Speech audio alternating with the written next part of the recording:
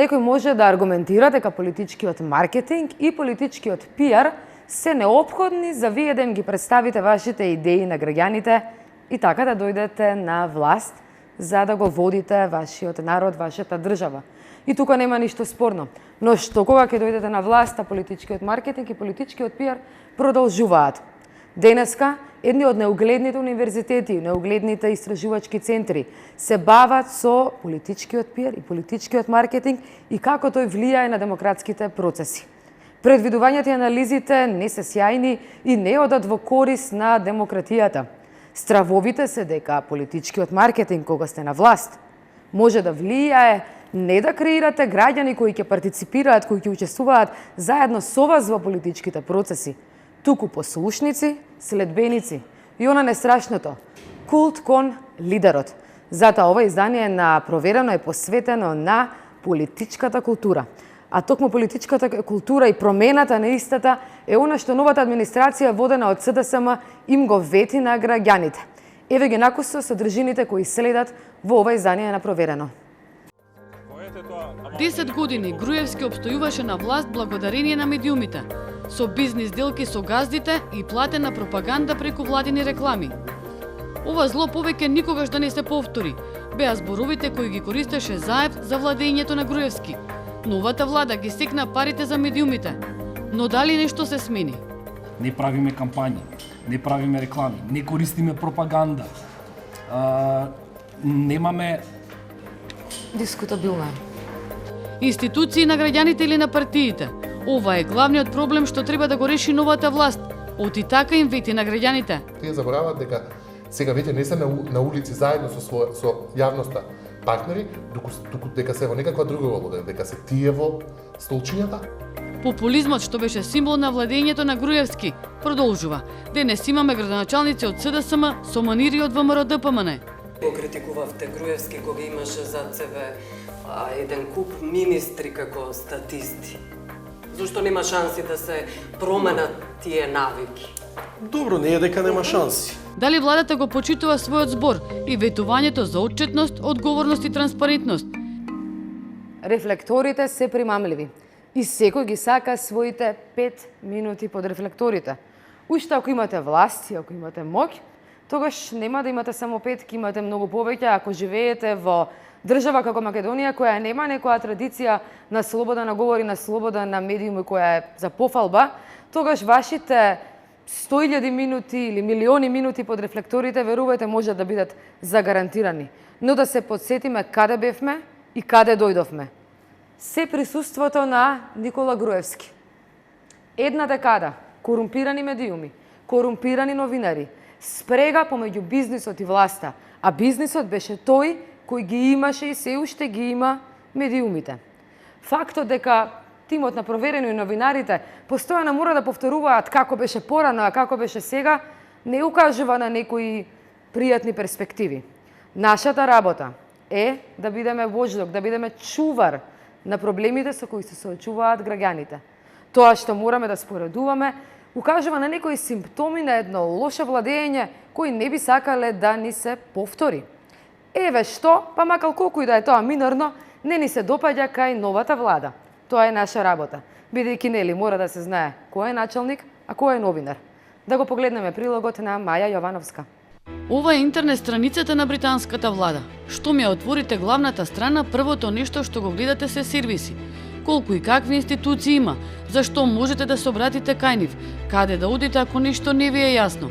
До крајот на воведната страница нема да најдете ниту една фотографија од премиерката или министрите. Нема да ве пречекаат вести, видеа и фотографии од нивните увиди, посети, средби со секого и на секаде. Ова пак е веб страницата на македонската влада. Може да ги проследите сите нивни активности, целата рутина.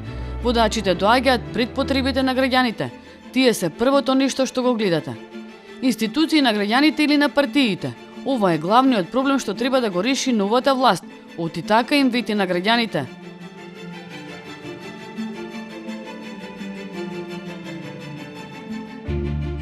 се зголемуваат проектите за земјоделците. Најави денеска председателот на ВМРО ДПМН Никола Груевски за време на посетата на сточарска фарма во селото Нова Брезница. Земјоделците ќе имаат поголем принос кој ќе им носи двојно поголема заработка, подобар квалитет на млекото или месото и поголема конкурентност на европскиот пазар. Новите типови, за кои што државата ќе дава 80% поддршка, ќе може за 12 до 14 месеци да стигнат до 500 кг. Вака изгледаа медиумите во времето на Груевски. Долги 10 години тој обстојуваше на власт благодарение на нив, со платена пропаганда преку тендери за дел од собствениците, но и преку владините реклами. Секоја година само во телевизиите од државниот буџет се влеваа 5 милиони евра. Најголем дел од колачот делеа Сител, Канал 5 и Алфа. Се изродија републики и курири со мистериозни собственици од Белизе и земји од даночните раеви, кои го глорифицираа Груевски, ги жигосуваа сите неистомисленици, а истовремено низ нив минуваа милиони евра сомнителни пари. Во моментот, став на СДСМ и мој личен став е дека поголем политички непријател за нас како опозиција се медиумите како што се Сител, Канал 5, Алфа телевизија, Дневник и Македонската радиотелевизија. Вие не сте наши политички непријатели. Вие сте медиуми кои што меѓу другото се финансирате и дел од пари на граѓаните. Првото нешто на владата на Заев беше да ги секне парите од државниот буџет во медиумите, за така да покаже дека тие нема да ги корумпираат.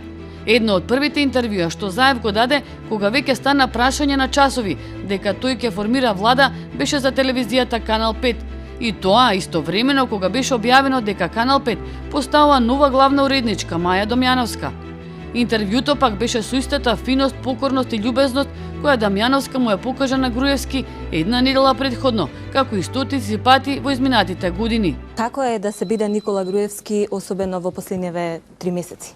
Па и јас и сите граѓани живееме во историско време. Има една еврејска поговорка, вели да ти даде Господ да живееш во историско време. Но за жал, ова историско време е време во кое што некој сака да ја разневиди нашата држава. Како е да се биде Зоран Заев, особено во последните 3 месеци по изборите? Мачно и тешко е. Некој велат насмеан си, релаксиран си, јас си знам. Сакам да упатам секогаш пореки на релаксираност. Ништо што ќе се случи нема да е крај на светот. По само неколку месеци сопругот на Дамјановска стана дел од одборот на директори во државната лотарија на предлог на владата. Многу поранешни крвни непријатели на Заев како телевизијата Сител, Канал 5 и други сменија брзо страна. Дел од нив го фалат Заев, други се влезени во влијателните кои треба да го советуваат и за името, а трети пак и во извршната власт. Особено силни реакции во новинарската фела предизвика изборот на Сонја Крамарска во кабинетот на министерката за одбрана Радмила Шекеринска. Името на поранешната главна уредничка во Утрински весник се појави во еден разговор меѓу Мартин Протуѓер и Гордана Јанкуловска, во која е посочена како новинар кој пишува позитивно за претходната власт. Стигнавме до таму што сите колеги, буквално сите колеги од Утрински весник реагиравме бурно, што е и легитимно, бидејќи само во тоа време, додека таа беше главен и одговорен уредник, сервилно служеше на минатиот систем, на луѓето од минатиот систем, и луѓето беа драстично и страшно казнувани. Значи, поја го парично, така имаше и други казни, но да не беше заканато со тужби за мобинг, ја не знам дали уопште планира да сменат. Во крајна линија, знаете што, таа е сменета 2 дена пред или 2 дена после падот на Груевски. Сега може да мислите колку е таа лојална и колку е таа верна. Објавувавте бомби, велевте дека дел од новинарите се слуги на режимот. Не ви причисти како го работат за вас? Вие сметате дека сите во професијата сте исти? Во дел од бомбите кои што ги објавувавте, беше спомената и госпоѓа Крамарска. Сите вие бевте споменати. И етикетирана. И етикетирана од ваша страна. Не дека одработува за режимот. Од наша страна ние дозволивме снимките да зборуваат, а не ние да квалификуваме. Ако Груевски воведе режим и цензура, сега новинарите имаат автоцензура. Оди на секоја критика од другата страна им одговараат. Ако не, па ВМРО да го вратиме. Во ова се впуштаат портпароли, бивши шарени револуционери, па дури и министри.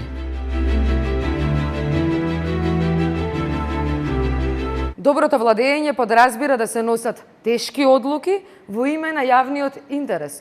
Толку тешки што понекогаш лидерот треба да го жртвува и својот политички јавен капитал во име на граѓаните и во име на доброто на државата. Секој пат, кога ќе видиме политичар, кој вели јас сум институцијата, секој пат кога ќе видите министер во увид на градежни работи, отварање на канти за ѓубре и 300 други баналности, тие всушност ви велат ние сме институцијата, не се граѓаните институцијата. И така полека, но сигурно се одзема власта на граѓаните врз институциите кои се нивни. Ние во Проверено, но и многу други наши колеги и сите критичари на власта се соочуваат со следново во последно време. Секој пат кога критикуваме ќе ни речат ако не па да ви се врати ВМРО или претходниците вака не правеа, еве ние ова го правиме. Отчетност, одговорност и транспарентност. Дали е тоа право и должност на институциите и оние кои ги представуваат или пак е некаква привилегија која една политичка структура нам граѓаните ни ја дава. За овие манифестации на едно владење на кое не сакаме да се сеќаваме, разговаравме со портпаролот на владата Миле Бошњаковски, кој се отвори за јавноста и се понуди да ги објасни дилемите. Кога новата влада дојде, забележавме дека се променија веб страниците на сите владени институции. Не дека бевме фанови на старите веб страници, ама не сме ни на новите. Кога ќе се отвори веб страната, прво што гледаме е фотографии од функционерите, буквално изгледаат како дневни портал сајтови. Сите нивни вести, сите нивни активности, а не сервисите. Ако отворите веб страницата на британската влада, Тереза Меј ќе ви требаат 7 минути да ја најдете фотографија. Сервиси, не лица. Зошто се такви? Те разбирам комплетно, само пред да ти одговорам, ќе ми дозволиш малку да те поправам, портпарол на коалиционата влада на парламентарното мнозинство. Најасно. Сега, во однос на веб страниците, не се променија, тие се стари, тие се статични, структурно не изгледаат добро, правени се без стратегија. Промените кои што ги гледате се символични, онолку колку што можевме. Но промени има. Онолку колку што можевме да ги промениме во моментот. Но, тоа што се случува, баш во моментот додека разговараме, промените ќе бидат видливи веќе нареднава недела. Ова значи дека токму тоа што го бараш, сервисните услуги за граѓаните следуваат на сите веб страници, сите сервисни услуги на граѓаните, информации од интерес за граѓаните, а не за политичарите. Ќе престане владата да ги користи веб страниците за пиар на политичарите? За пиар. Ќе престанеме ли кога ќе отвориме страница на институција на министерство, се што гледаме да е слики од вести за функционерите? Види, ние имаме должност да ги информираме граѓаните. Ние тука сме за нив и за нив работиме. Пиар, која ќе се употреби во македонскава конотација, добива некако веќе негативна импресија самиот збор. Нема да ги користиме за личен пиар, ние сме влада од граѓаните за граѓаните. И ова секојдневно ги потсетуваме. Значи, ние имаме министер задолжен за транспарентност, отчетност и комуникација. Негова обврска е сите министри, сите политичари кои што се дел од оваа влада да ги потсетува дека ние сме од првиот ден принципиелно целосно отворени за граѓаните. Господине Бошњаковски, вие буквално ставате вести со наслов, со поднаслов, новинарски текстови се тоа. Дури пиар службите и такви текстови не испраќаат на мејл. Тоа се соопштенија за јавност. Форматот, верувај ми дека заеднички го утврдивме со вас. На еден новинарите, сакав да кажам, медиумите. Јас не сум учествувала во таква работна група. Не беше работна треба да се група, праќаат роу соопштенија, ние сме тие кои ќе одбереме што е важно, што ќе биде наслов, бекграунд, така? Ама тоа се случува со владиното соопштение. Дали е така или не? Добивате владино соопштение после владина седница, кое што е на 3-4 страни со технички информации. Тука ниту наслов не вадиме. Тоа го баравте на првите брифинзи, тоа го добивате во моментов, иако знаеме дека самото соопштение не ги одговара клучните новинарски прашања, кој, што, како, зошто, кога. Поентата е меѓутоа вие ги барате. Ние, кои сме ние? Новинарите. Не знам, јас не сум барала тоа. Не, вие. И нашиот тим. Не сакам да кажам, вие од соопштението ја вадите вест. Тоа е вашата улога. Токму така. Така ќе биде и со другите соопштенија за вие многу добро знаете во каква состојба се медиумите. Така?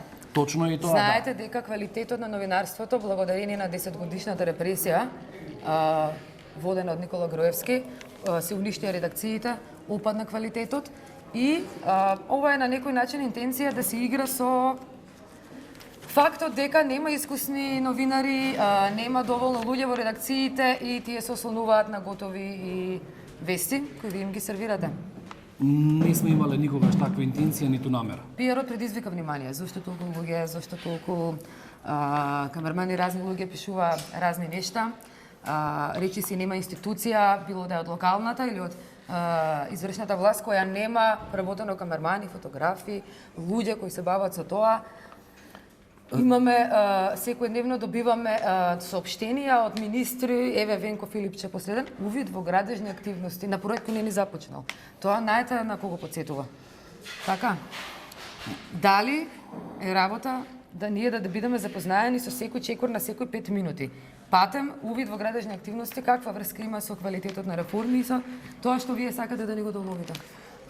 Кажав една флоскула, ќе употребам повторно, ќе ми простите. Значи, транспарентност, комуникација и отчетност, равенство, одговорно владење. Суштината е во намерата. А намерата е? А намерата е да бидеме целосно отворени. Не само ние како влада, туку и сите институции во Република Македонија, тие што се под ингеренција на владата, ово укажување го упатуваме и до единиците на локална самоуправа. Имаме представници на локалната самоуправа кои се сликаат со исчистено ѓубре.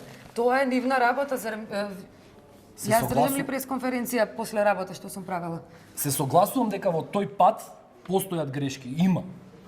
Има и недоследности, и грешки, некогаш тие се случајни, некогаш има и можеби некоја друга позадина. Меѓутоа, сакам да ја потенцирам суштината на намерата во однос на бројот на вработени. Во владата, со односи со јавност, работат специфично 8 луѓе, вклучувајќи ме и мене. Во останатите министерства, односи со јавност, имаме уште 11 други луѓе и на овие луѓе односите со јавност име примарна функција. Остатокот од луѓето кои што беа споменувани како имиња, како бројка, тоа се луѓе кои што работат комплементарни работи, значи не име примарна работа односи со јавност. Ние знаете дека немаме трошоци никакви, не правиме кампањи, не правиме реклами, не користиме пропаганда, немаме... Дискутабилно е. Добро, повели, прашај. Овој обем на себе презентација на функционерите може да влезе, еве, ајде, нема да речеме пропаганда, ама популизам. Можеме да кажеме дека сме претерале со транспарентноста? Не. Или? Едно е транспарентност, друго е популизам. И вие многу добро знаете разликата, вие не бевте колега. Транспарентност е кога редовно ги одговарате моите прашања и кога го прифаќате и овој интервју. Се случува ли тоа? Да. Се случува ли тоа? Дали е транспарентност? Кога има еден градоначалник го гледаме 40 пати на ден со канти за ѓубре, исчистил се слика. Тоа е просто моја работа. Одговорноста е на сите нас. Ние како влада, јас како портпарол и сите други тука ја преземаме целосно одговорноста сензитивна за тоа што го јавност, работиме. по сето она што го доживувавме 10 години и затоа овие прашања треба да ги адресираме. Тоа е одлично. Тоа е одлично што е сензитивна јавноста и секоја дебата е здрава и потребна. И самите приметувате дека ние се поправаме. Се случило ние и да се извиниме за некои од грешките. Зборам за службата за односи со јавност. Ние на колешка, ваша новинарка, ги доставивме платите, примањата на сите вработени во влада. Ги баравме 2 недели. На сите. Нема одговор кој што не е доставен, нема прашање кое што не е одговорено. Впрочем, и сите овие информации кои што и ги прашуваш во моментов, и ја кој што ти ги одговарам, се во јавност и од таму се излезени зашто ние сме и ние тоа не го спориме, па тоа ви е впрочем работа. Ти благодарам, да, за тоа сме тука, апсолутно. Му благодариме на портпаролот на владата на Република Македонија, господинот Миле Бошњаковски, кој не одби да разговара со нас и да ги расчистиме или да ги отвориме дилемите кои не загрижуваат. А сега да видиме што мислат експертите за она што ние го разговаравме. Маја Јовановска зборуваше со Петар Арсовски, комуниколог. Нулата толеранција ќе имаме за корупција. Нулата толеранција ќе имаме за криминал. Нулата толеранција ќе имаме за врски и протекции. Дојде време за влада на граѓаните. Добро, господин Арсовски, ова е експозито на премиерот Заев веднаш по стапување на власт на оваа гарнитура. Слушнавме што ветуваше Заев, им се обрати на пратениците, им се обрати на министрите. Колку одстапија или се задржа од она што на почетокот го ветија? Ете, Заев се соочува со една малку комплицирана ситуација и мислам дека во текот на овој период ние имаме критики кон него како критичка јавност, малку засилени, кои можеби не се целосно фер. Иако за некој од нив нема аргумент зашто да не бидат така. Прво, тој се соочува со реално покомплицирани проекти од што неговиот претходник. На Груевски му беше тотално сеедно дали Македонија ќе оди напред или не и беше сосема задоволен да го задржи некакво статус-ко под услов да има популистички зафати како субвенции и така натаму. Заев се зафаќа со суштински покомплицирана анкета. Тоа е прво. Второ, јавноста во Македонија е сменета. Јавноста која беше на едно високо ниво на сензибилизација во последниот период на Груевски, во чиво учествување во чиво создавање и учествуваше тогашната опозиција како СДСМ, сега го задржа тоа високо ниво на критичност, а власта се смени. Така што ние како јавност, па и СДСМ како партија, не знаат што да прават со животот што дојде. Не знаат што да прават со оваа слобода за која тврди дека се борат. Тие забораваат дека сега веќе не се на улици заедно со јавноста партнери, туку дека се во некаква друга улога, дека се тие во столчињата, а јавноста по службена должност, условно речено, има задача да ги надгледува и да ги критикува.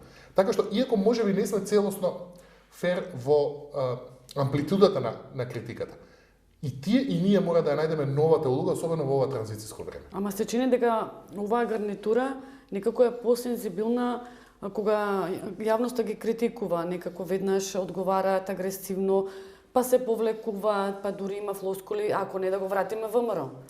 Да играат на совеста на граѓаните. Точно, имам впечаток дека јавноста која го поддржуваше СДСМ во претходниот период сега се подели на две јавности. Едни кои велат за ова ли се боревме, и кои се критичари најсилни, и други кои се условно речено апологети се уште кои викаат ако не па да го вратиме Груевски. Ни едното ни другото не е целосно точно. Видете, во интерес на целата вистина, Заев не е и никогаш не може да биде Груевски. Во него има еден посериозен капацитет за критика. Мислам дека повеќе оние кои се околу него, кои го штитат во некаков балон од критика и се врзани кон успехот, дека се тие поголем некаков филтр. Човекот покажува една посериозен однос кон критиката и точно е дека оваа власт, која зависи од јавната поддршка, е по-сензибилна на критика. Груевски немаше никаков проблем со тоа оваа условно речено интелектуална наност целосно да ја игнорира. Заев е малку потешко бидејќи тоа е директно негова публика. Добро, еве сега да видиме уште едно видео. Ова беше првата пресконференција на министрот за внатрешни работи. Значи ова е озлогласеното министерство МВР-ВМРО, каде што министрот за внатрешни работи излегува, го покажува пред јавноста Мерцедесот дека бил гребен од мачки, дали требаше ваков да му биде неговиот пиар или требаше да си ги засука ракавите и да се бори со криминалот и корупцијата? Секако дека министрот за внатрешни работи треба да ги засука ракавите и да се бори против криминал и корупција. Од друга страна, ова се врзува за двете работи што ги зборевме претходно.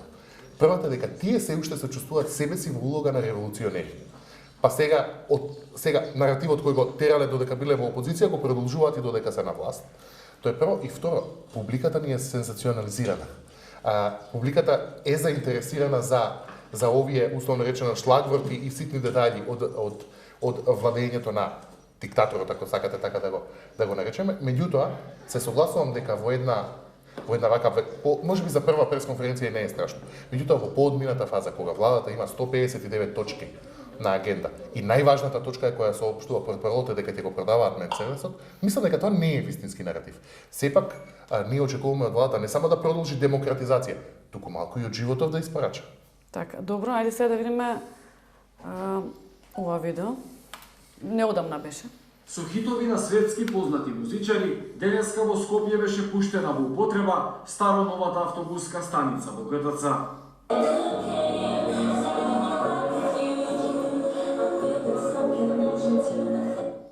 Зошто ова е зборот е збор, а кога беше Коце Трајновски беше популизам? Зошто сега ние да не ги критикуваме дека за една автобуска правите толкава фама? Не, и ова е популизам исто како и тоа на Коце. И речено сторено на ВМРО-ДПМН. И зборот е збор на СДСМ се во основа иста кампања, но ние сме се уште ни се посимпатични. СДСМ од друга причина. Тоа е дека дека е тоа некој наратив на повторно усвојување на урбаниот дел на градот. Инаку, ова е класичен политички маркетинг. Со ова градоначалникот се обидува да добие повеќе простор во медиумите, прави некаков, ние тоа го нарекуваме во нашата струка псевдонастан. Тоа е настан кај што нема штоф за настан. И од тоа тој собрал луѓе, се тука пушта диџеј некаква музика за да воспостави нешто што би требало да биде готово од 8 до 8:15 цавајля во неговата агенда. Меѓутоа ви велам, како ги доживуваме настаните зависи од нашиот однос кон власта. Бидејќи ни се уште симпатични, се уште сме во така наречена тетреп фаза со новата власт на СДСМ, ова може да им помине. Меѓутоа, дајте им една година, кога ќе видиме дека болните реформи и тоа што треба да се направи не поминува така лесно, ваквите настани ќе му бидат многу поголем проблем. Која е втората фаза? Видите, во три фази се одвива тој период. Првата е сите сте супер, втората е лидерот е супер, меѓутоа овие околу него не чинат, и третата фаза е никој не чини. Побрзо прогресира владата на СДСМ од една во друга во трета фаза, одошто претходната влада на Груевски. Зошто е така? Па можеби заради недостатокот на контрола врз медиумите. Значи Груевски имаше целосна контрола врз уредбачката политика, барем на половина од медиумите, меѓутоа и јавноста е сменета. Ние сме различна јавност од онаа која беше под Груевски. Ние го доживеавме условно речено критичката катарза под Груевски и еманципацијата и сега не сакаме да ја пуштиме тој критички начин на обсервација. За жал, СДСМ ќе ја плати цената за тоа што сме ние условно речено покритичка јавност во овој период. Верувам, многу од граѓаните се сеќаваат на овој настан. Тогашниот вице-премиер за финансии, заедно со градоначалникот на град Скопје, градоначалникот на Кисела вода, директори на уште неколку институции, пуштаа во употреба канта за ѓубре во дворот на еден човек во Кисела вода. Ова случка остана во сеќавањето како символ на политичката површност и глупост. Денеска гледаме градоначалници кои редовно сакаат да се фотографираат и сликаат и да се фалат со тоа дека го исчистиле сметот или поставиле нова канта за ѓубре. Ние сметаме дека тоа е нивна работа и нема потреба од фалби, има потреба од капитални инфраструктурни проекти кои суштински ќе го променат квалитетот на животот на граѓаните. Единствениот градоначалник од новата администрација кој го прифати предизвикот да разговара за овие проблеми е Стефан Богоев, градоначалникот на општина Карпош, а со него разговараше Билјана Секуловска. Тоа е замислата на ова интервју, да одговорите во што го пресликувате Јакимовски, во што се огледува вашиот популизам. Ајде, например, ве гледаме на пресконференции на изјави, каде вие давате изјава, има неколку камери, а позади вас е дел од администрацијата на општина Карпош. Имам видено такви слики, видеа неколку. Оние што сакаат да се шегуваат, велат, личат, оние статисти позади вас, личат на хорот на Вуди Ален. Зошто ви е потребно тоа?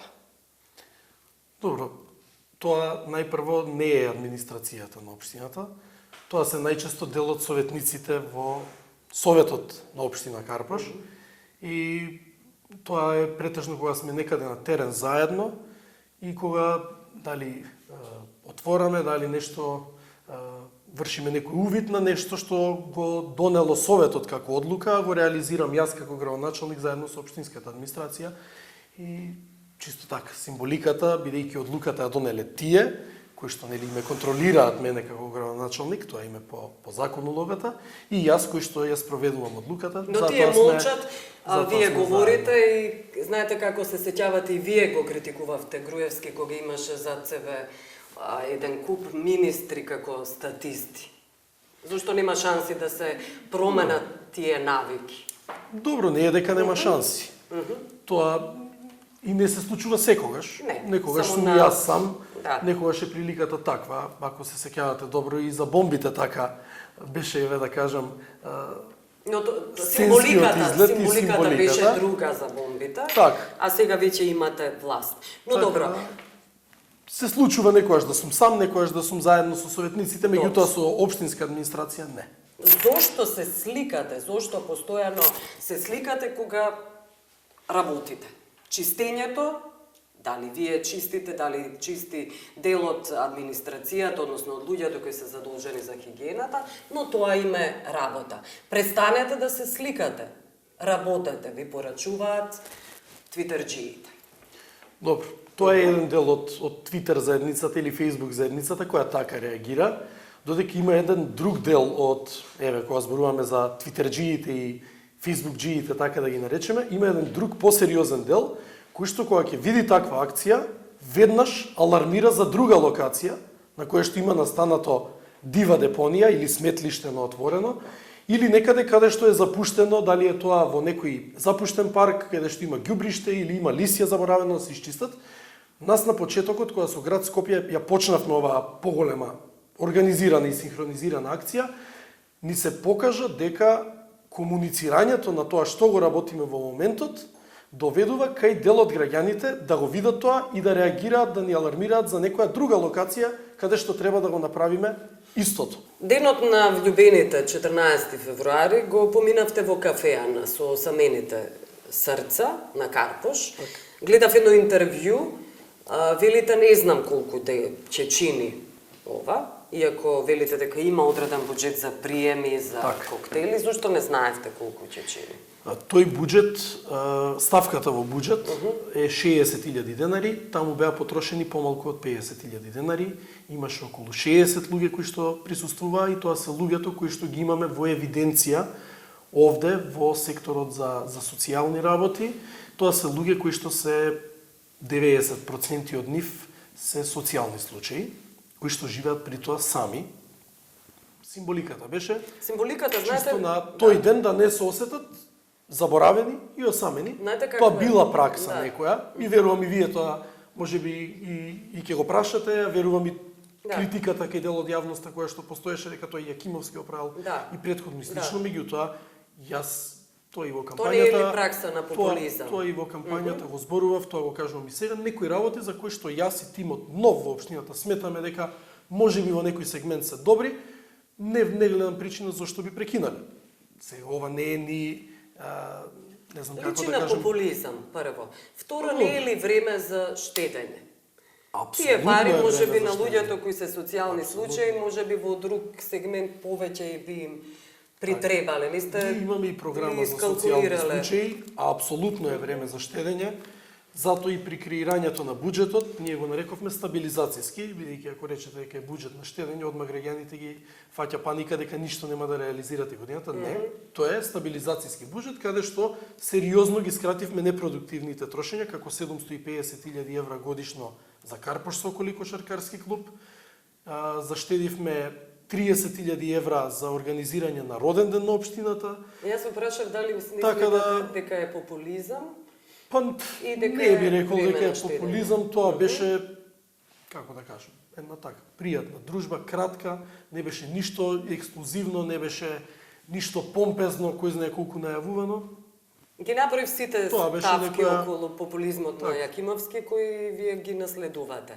И сега прашањето е зошто баш денот на осамените срце го нарекувате, не на скршените срца. Која школа на психологија вам повеќе ви лечи? Тоа скршените срца излезе на... Зошто ги дискриминирате несречните љубови?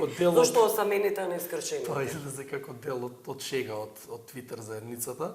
Скршени срца не е воопшто. Скршени срца се работи за социјални случаи кои што живеат сами. Тоа е најпрецизната дефиниција. Социјални случаи, загрозени случаи. И таткото на Карпош решил да ги дружи. Така, еден ден, еден час, да не видат сами, да видат дека некој се грижи за нив. Не е како вие сте сепак функционери, што значи тоа да не видат сами, да видат со функционерите? Не, да видат дека некој имаат позади нив и дека тој некој и таа некоја администрација, меѓу другото, се грижи и за нив. Се грижи за нив, особено затоа што се социјални случаи, пред се. Социјалните случаи бараат нешто друго. Има и други, апсолутно. Мислам, ова е еден сегмент. Апсолутно ние имаме и програма за помош еднократна на социјалните случаи, има и комисија која е составена овде, која одлучува на кого ќе помогне, така да. Благодарам за интервју. Тоа е се транспарентно. Благодарам и на вас. За крај ќе се одјавиме со една препорака. Им препорачуваме на граѓаните, а најмногу на политичарите да го погледнат новиот филм за британскиот премиер Винстон Черчил Најмрачниот час. Има една сцена која особено не остави впечаток. Имено, пред Черчил да биде именуван за премиер на Велика Британија, еден од неговите соработници му вели: "Посакувам вашето владење да дојдеше во некои подобри времиња." На што Черчил одговара: "Да, јас се плашам дека не се идеални времиња, но што можам да направам, освен да го дадам најдоброто од себе си." Така што на светот и на Европа и се случиле многу полоши работи од владењето на Никола Груевски. Черчил се соочи со фашизмот. Ако не беше Черчил, денеска ќе гледавме свастика можеби на Бакингемската палата, можеби во Македонија и кој знае каде се во Европа. Фашизмот можеби ќе беше норма, а не зло кое денеска сите го осудуваме и од кое се згрозуваме. Она што проверено сака да го порача е дека да го дадеме сите најдоброто од себе и да продолжиме понатаму. Гледате Проверено, секогаш проверено, секогаш за граѓаните. Останете со програмата на телевизија 24. Јас сум Зашка Цветковска од Истражувачката репортерска лабораторија. Поздрав!